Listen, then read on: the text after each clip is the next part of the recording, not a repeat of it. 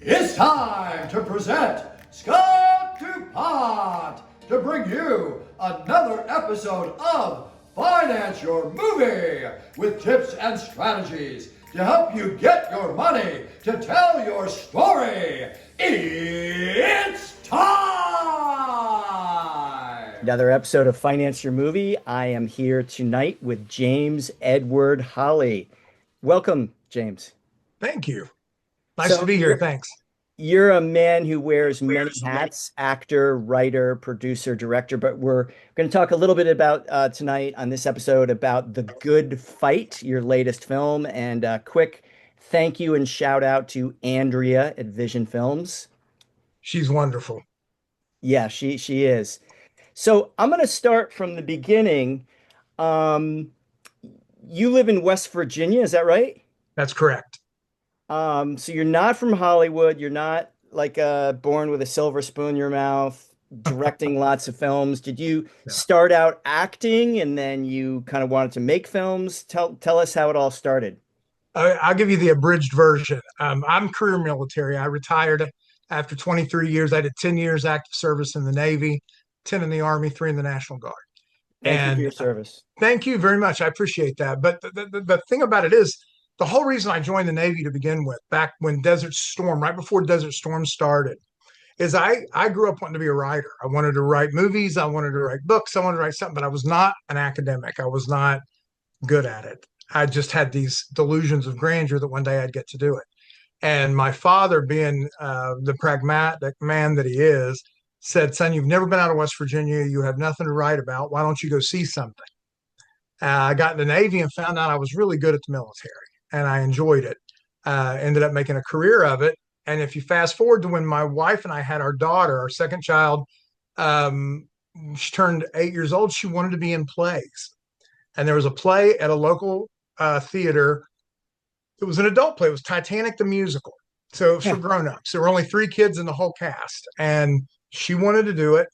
So, uh, me being nervous, I wasn't just going to drop her off at the theater and come back and pick her up when it was over. So I ended up being the backstage parent for the other kids.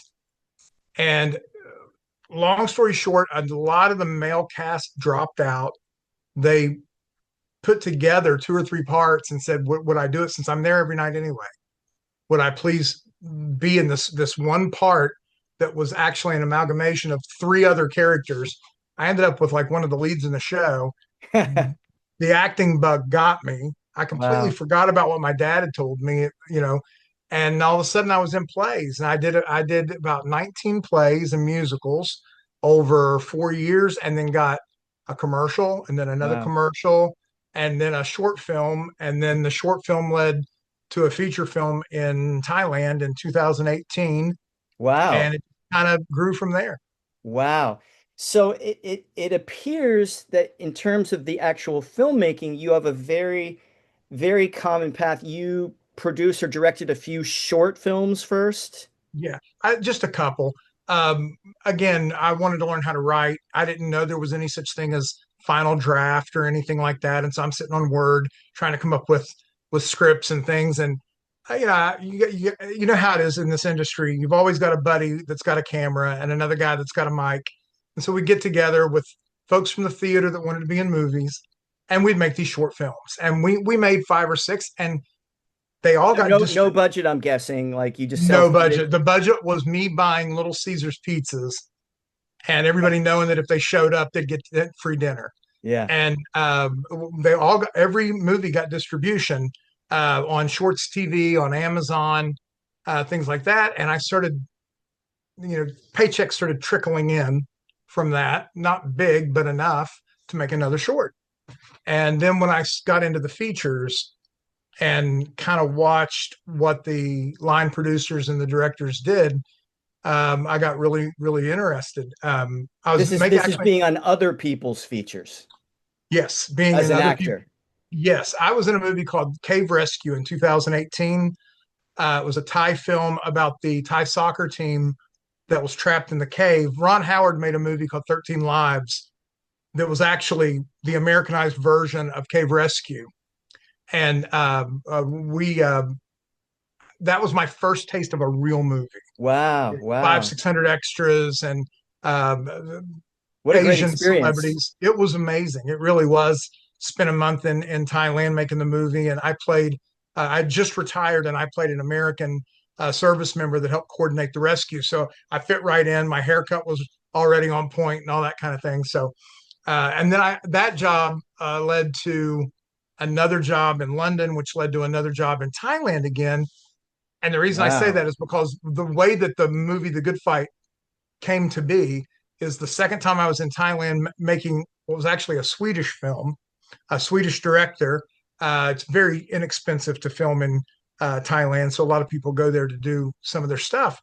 While we were there, we were just south of Laos when we got a message from the American embassy. I was the only American on the set that I had to get home because there was some virus that was Um, happening. And if I didn't go home in the next 48 hours, I wasn't allowed to leave.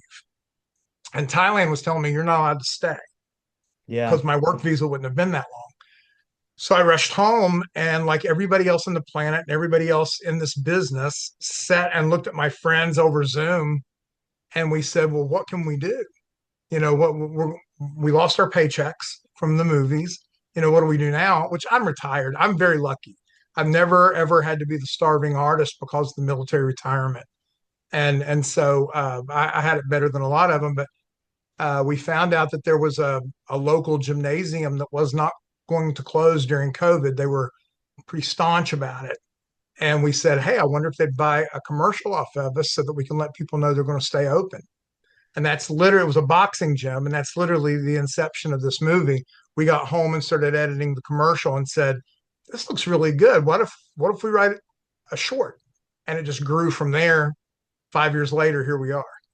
Interesting. So it was born during the whole COVID thing, which a lot of films were, the seed was planted during that time for Yes. sure. But this is, excuse me, See, I said COVID, this you is, started coughing. yeah, there you go. But this is a big step up. This is not like let's buy some Caesar's pizzas. So this is the point in the episode, Finance Your Movie, where this was a decent budget, under 500,000. So it wasn't Right. like, millions, Mm-hmm. but under $500,000. Like, where do you come up with that money? How did that all come together?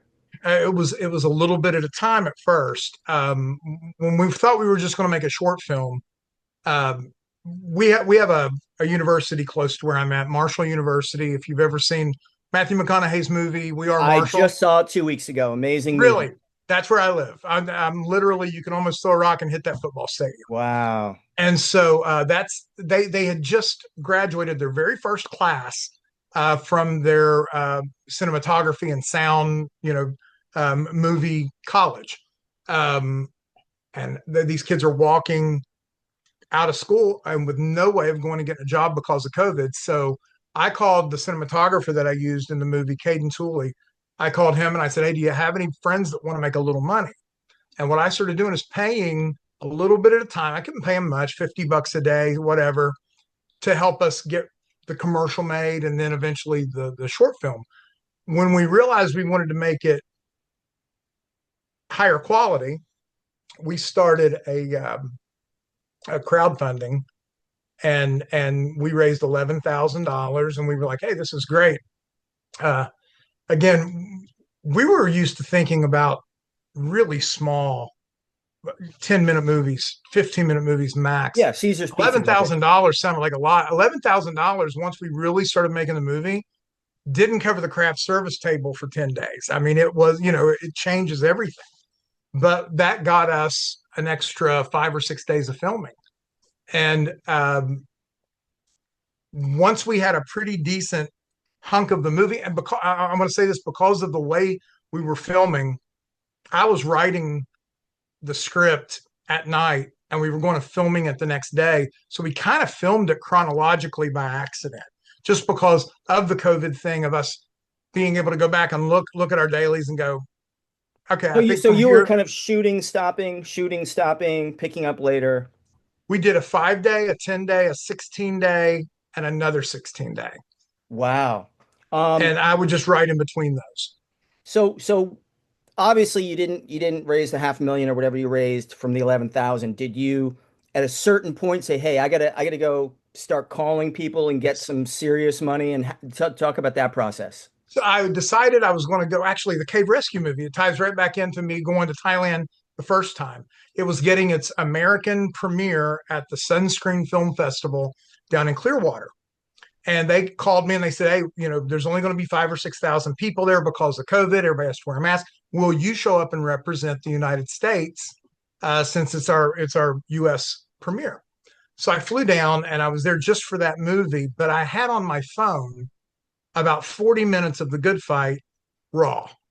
It was sort of edited, but not really. And I attended every panel. If it was on financing a movie, if it was on ways to crowdfund better, anything, I attended everything. And there was a panel of people that really did a good job explaining what to do. If you have something, where do you go next? And when it was over, I just went to him and said, "Hey, I really appreciated what you did. I got a little something, and now I kind of know what to do." And they said, "Well, let's see it." And These were the panelists. these are the panelists. This was actually one panelist in specific. There were two that I ended up working with, and I showed it to them, and they said, "You've got something really good here." And they said, when it comes to financing, and this was really important, they said, when it comes to financing, you need three things: what's it about, who's it for, and who's in it. You've got the first two, but you don't have a who's in it. So here comes John Schneider. So so I said, "Well, I don't know how to meet people like that.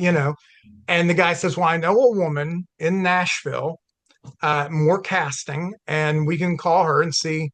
And we were actually thinking about Stephen Baldwin and a couple of different people that we knew would do faith-based. We knew that they would have daily rates and things that we could negotiate. And while we were having a conversation about who we wanted to use, unfortunately, it was right at the time when Alec Baldwin was in some hot Rust. water over the Rust thing. Yeah.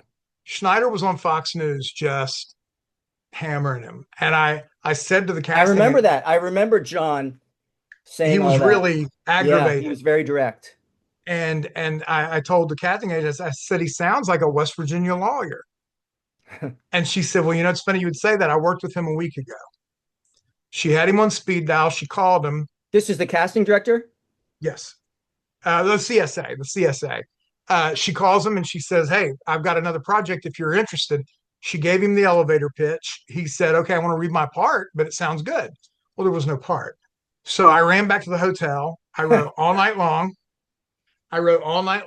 And she sent him the pages. He said yes, and a week later, he was in West Virginia filming. Wow. Yeah. Wow. Now, did you have to go SAG or did the film stay non-union? Because I know a lot of actors these days are SAG Financial Corps. There's no secret about that. Right. He worked off the card Okay, because okay. I just couldn't afford it. To Yeah. take this back around to where you were discussing the financing, once I had a who's in it, then I went back to the guys that I met in Tampa and in Clearwater, and I said, "Okay, I've got all three. Where do I get money?" And they gave me the long list of the people who were going to reject me, and it was rejection after rejection after rejection. And then I was introduced to a man named Lance Whelan, and he runs We Rock Entertainment, which is Christian music. And the movie is at its core faith-based. It's not preachy. Yeah, I saw that. Great trailer, by the way. Amazing. Thank you. And it's not preachy, but it's family. It's very much family. And that resonated with him. And he had a lot of musical artists. And I told him what I wanted to do and gave him the statistics on faith-based films and their return on investment and things like that, with the clear understanding this may or may not make money, but this is what I'm trying to do. And he stepped up with half of my budget. Wow. Yeah. So he was kind of a music guy. He had never really invested into film, Right. but he was faith-based. Yes. Wow. Wow. And then his entertainers ended up doing the whole soundtrack to the movie. Well, that's a bonus there as well. Yeah, for And sure. you got a fantastic guy. I worked with John years ago. We did a film together in Florida, and besides being a very, very talented, very well-known actor, one of the Mhm. nicest guys in the world. I I had a lot of people ask me what was it like working with Jonathan Kent or with Bo Duke, and I said it was exactly what you hope it's going to be. He was charming. He was hilarious. He Yeah, was always on. I've never seen anybody literally always on, even when it was just me and him having coffee. yeah, If anybody out there watching has an opportunity to cast him, he is so worth it. He brings such professionalism, and I tell you, he's got a presence about him that even though he's jokey, and even though he's very easy to just have a conversation with, when he walks on, there is this sense of yeah, yeah. professionalism. Everybody, even me, and I was the one paying for it. I kind of snapped to attention a little bit because he's an icon. Yeah. Well, he's been around like, I don't know, 40, 50 years. 44 years. 44 years. 44 There you years. go. Yeah. Okay, so you got half the budget. You got your Mhm. 11,000. You probably still have some Little Caesars coupons. I'm guessing you had to just make some more phone calls to kind of fill I in the did. rest of the budget. Yeah, Lance came up with half the budget. I had some local businesses support me to the tune of about 40,000. Then we had the 11,000 crowdfunding, and the rest I did. Wow. Well, kudos to you believing in your own film. I do the same with my film. You got to put a Right. little bit of skin in the game. Sure. Let's circle back real quick to that 40,000 to local businesses. Were they just, hey, I want to put some marketing money into this film where maybe my business can get exposure, or are they just writing a check? Were these businesses where you knew the owners? They were, it was a little bit of everything. I want to, make it clear. I never dreamed that I would have the support locally that we did. I grew up here, uh, born and raised in Huntington, West Virginia, but I had no idea how. I've heard people talk about their community supporting them. Man, mine came through, and uh, this is really funny. At the time of COVID, churches couldn't they weren't allowed to have people in the churches, so they had no offerings. So the churches couldn't really help me finance anything. Two of the biggest financiers that I had, or I shouldn't say financiers because they gifted us the money, were bars. And the movies at its core is about a guy who has an issue with alcohol. He's not an Yeah, alcoholic, yeah. but he's an alcohol abuser, and he doesn't know when to quit. And I had meetings with these bars, and they were like, "We think that's a great thing. We don't want people to enjoy our Yeah, our yeah, it's a good pub and message. then go home and wreck their life. Yeah. And they gave me quite a bit of money. And then there was a restaurant, and I love the way this guy thought. He ended up being an executive producer on the film, and Christopher Dixon, and he owns a really nice restaurant. And he said, "Listen," he said, "commercials last 60 seconds for a month. If this movie does anything, my restaurant will be on there forever." And he went upstairs, wrote a check that was way more than I had showed up asking for.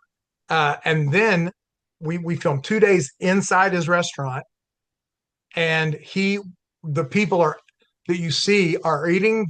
He catered the whole day, That saved you a and bunch right and there. then oh my gosh, it saved me so much money.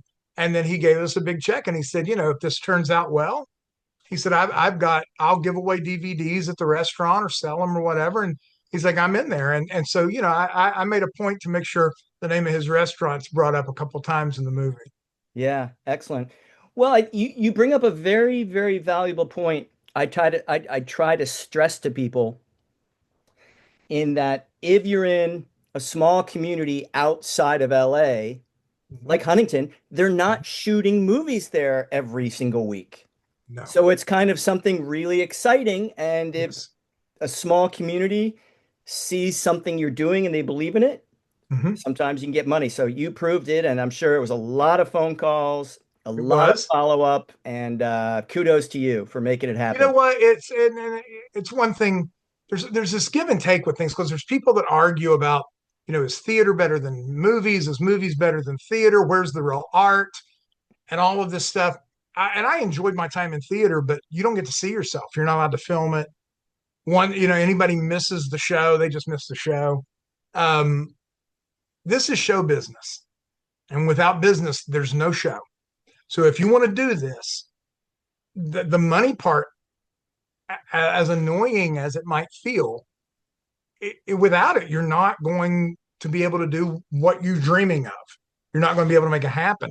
So I had never once in my life have I woken up and said, I want to cold call people and ask for money today.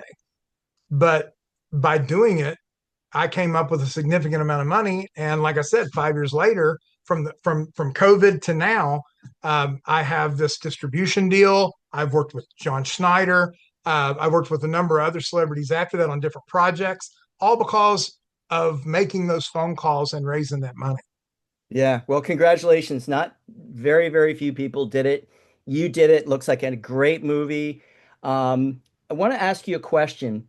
Mm-hmm. Do you think that your military background, it certainly would help in the logistics of organizing and filmmaking, but do you also think it helped in the fundraising, the discipline, or the That's a really persistence? good question. Nobody's asked me that before. The military, I had a couple of jobs. I was a combat medic and a hospital corpsman in the Navy, and I was a recruiter. And I think the recruiting helped me because it made me not afraid of a telephone. So speaking of the military, your recruiting background, Mm-hmm. let's dive a little bit deeper into exactly how that phone call went or that process. It's funny. Again, you're the first person who's asked me about this, and now that I'm thinking back about it, I guess I did this exactly the way I was trained to do it by the military, and that is I would send businesses an email, specifically the decision makers. I'd send them an email and say, "Hey, I'm going to call you next week," and I tell them this is what it's about. I'm making a movie in our area. I'm trying to raise this much money, I'm going to. I just want to let you know I'm going to call you and see if you're interested. And then when I did make the phone call, and I always did follow up, 3 or 4 days later, I'd make the phone call and I'd say, "Hey, I'd like to come by and show you a little sliver of the movie." And it's the same thing that I did as a recruiter. You call them or you send them an email and say, "I'm going to be at your high school or I'm going to be at your college." Then when you get there, or you call them and you say, "I'd like to bring you by some information, some pamphlets or whatever. Here's the poster. Do you want to be this guy?" Then when you finally get face to face with them, they feel a little bit more comfortable with you because they've read your email, they've talked to you on the phone. Now they're finally meeting you. A lot of those walls come down. It was exactly the same with the movie. I'd show them part of the movie, just like when I was in the military. I would show them, the recruiter video on YouTube, and I said, "This is what I've got, and this is what I'm headed towards." And very much like the military, for every yes I got 20 no's. But I knew that if I got that one yes, I was 19 away from another yes. So I just kept going and kept going. But yeah, I think that's really intuitive on your part because nobody's ever asked me that. And I guess I raised the money the way the military taught me how, and I didn't even realize it at the time. Well, it worked. And like I said before, because I'm on the phone all the time when I'm raising money for a movie, it's never personal. It just means maybe somebody you know or somebody you reached out to didn't have the 10 or Sure. $25,000 at that time. Doesn't mean they don't want to, but it's about timing, right? That's Well, part of it. you brought up something really interesting earlier. When you're not in LA, you're not in New York, you're not in the movie places. This sounds so out of the realm of reality to people. I remember I did a casino commercial when I first started getting out of theater and onto film a little bit. I didn't even have any lines, but my face is predominant in this casino commercial. And people recognized me. It was just a local commercial. You know what the local Kind of commercials like a look like. local celebrity, a little bit. Yeah. And I guess at that point, you realize what a big deal that kind of attention is to people who don't get it. So when you start talking about movies and things to people who, like I called my dad pragmatic, you talk about pragmatic are the people who hold on to the money for a business that their dad created. Because we're a little town. Mom and pop businesses are generational. You know what I mean? They've been around for a long time. They're not just going to hand you money, but some will. Not everybody will, but somebody will. And somebody has this is very important. Somebody's got a nephew that wants to be in your movie. Yep. Somebody's got a Or a wife. niece or a granddaughter or wife. Absolutely. And Or maybe so, somebody themselves, or maybe somebody's business wants to be in the movie. and that if you Feature. do watch my movie, you'll see product placement, but it's not, I try not to make it obvious, but absolutely. And it was worth every bit of it. And I don't feel one bit bad about the product placement, because were it not for those good people trusting me, there wouldn't be a movie for anybody to watch. And during COVID, everybody was scared to death. If I give you my money, am I ever going to make any more money? Oh, yeah, yeah, yeah. Thinking back to that, you're right. Sure. And Yeah. so again, so maybe I had to make 3 times the phone calls normally that I would make, but we did what we had to do. And the truth of the matter is, it is a numbers game. We ended up with probably 15 investors of $5,000 or less, and then the bigger investors, 2 or 3 bigger investors, and then my portion. That doesn't sound like much, but the truth, it was enough. It got it done. Got it done. That's what counts. Um, One final parting word of advice that you would give to anybody, because you just did it. If Uh, someone's listening to or watching this podcast right now, what would you say to them if they're trying to do their first feature? if I had it to do over again, I would write the entire script from beginning to end, and I'd hire cheap. I would hire a line producer to let me know what this is going to cost, bare bones. If even if I'm non-union, even if I'm using students and things like that, what is this going to cost, so that I can get a one page together. That way, when I go to these people who do business for a living and I'm asking them for their money, I look more professional than I did when I did the good fight. Yeah, great advice. Get all your ducks in a row. Get all your ducks in a row and show them that you're serious. Well, looks like you made an awesome film. Definitely go check out the trailer now. And since you can see the movie now, where Yeah. can people see the film? Right now, it is on Amazon, iTunes, and Fandango. Awesome. The Good Fight, starring John Schneider and James Edward Holley. Quite an actor yourself. I didn't know about the theater background. James, it was a real honor to have you on the show, and congratulations on getting your film done. I appreciate you very much, man. It's time! There's never been a better time to make your own film. And if you have a dream project you're excited about and 100% committed to getting it funded, go to financeyourmovie.com, click on the green telephone, you'll see our calendar and find an open spot. We'll do a one-on-one call, which will be the best hour you've ever spent getting clarity and strategy towards financing your movie.